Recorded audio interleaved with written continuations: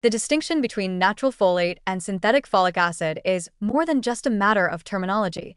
It reflects deep biological differences that impact absorption, metabolism, safety, and long-term health outcomes. Though both forms are classified under the umbrella of vitamin B9, the pathways they follow in the body diverge significantly, and the subtle consequences of this divergence are often overlooked in mainstream nutrition. At the center of this topic lies the hidden value of consuming folate from natural, whole food sources, many of which are surprisingly underappreciated, and the increasingly scrutinized role of synthetic folic acid, which, though once heralded for its public health benefits, now raises questions when consumed in excess or over prolonged periods. Natural folate refers to the family of folate compounds found inherently in plant-based foods, forms like 5-methyltetrahydrofolate, 5-MTHF, which are already biologically active and readily absorbed. Leafy greens such as spinach, romaine lettuce, and kale are the most well-known sources, but others like asparagus, lentils, beets, avocados, and even certain fruits like papaya and oranges are rich contributors. What makes these natural forms especially advantageous is their compatibility with the body's folate transport and metabolic systems. Once ingested, natural folates are efficiently absorbed and immediately available for critical functions like DNA synthesis, methylation, and homocysteine recycling, without requiring further metabolic conversion. In contrast, folic acid is a synthetic compound not found in nature, introduced primarily through fortified foods and standard supplements. Though it has undeniably contributed to the reduction of neural tube defects since its mandatory addition to flours and grains in the 1990s, folic acid requires enzymatic conversion, first in the liver and later through the enzyme dihydrofolate reductase, DHFR, before it becomes bioactive. The efficiency of this conversion varies widely between individuals, and for many, the process is slow and inefficient.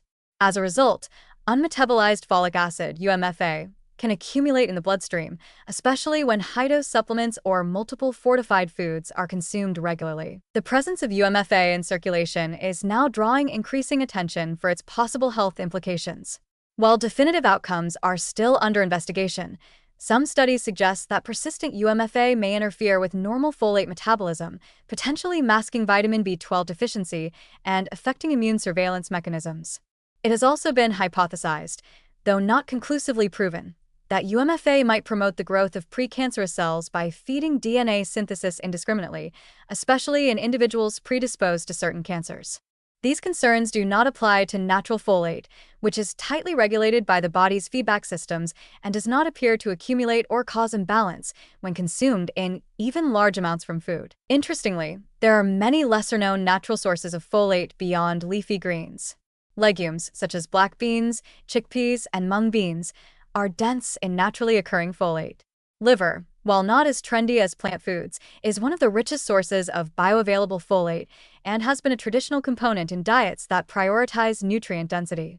Fermented foods like natto or certain aged cheeses may contain bioactive folate produced by bacteria during fermentation, offering not only a rich source of vitamin B9, but also synergistic probiotics.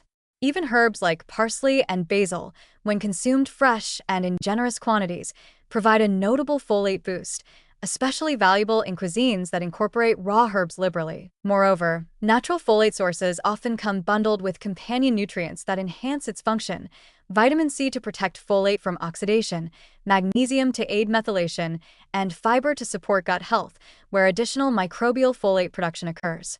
This nutrient synergy is lost in synthetic isolates, which attempt to replicate the benefits of whole food with a single compound. While folic acid can address overt deficiency, it does not mirror the full nutritional context in which natural folate operates. A further consideration involves genetic variability. People with MTHFR gene polymorphisms, especially the common C677T variant, have impaired ability to convert folic acid into active 5-MTHF.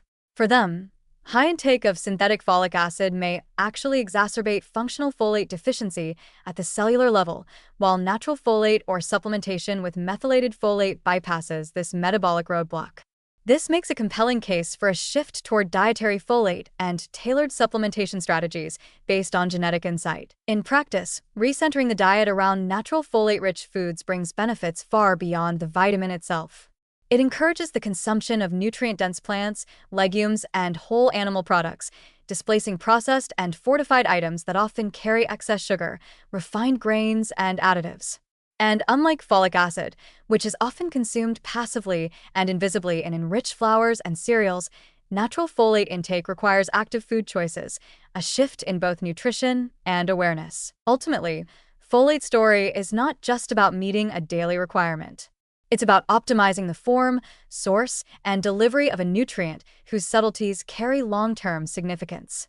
In choosing natural over synthetic, we choose not only safety and bioavailability, but also a deeper alignment with the body's evolved nutritional design. The benefits of this choice are unlikely to show up in headlines or lab tests tomorrow, but they may be quietly shaping a healthier future from the inside out.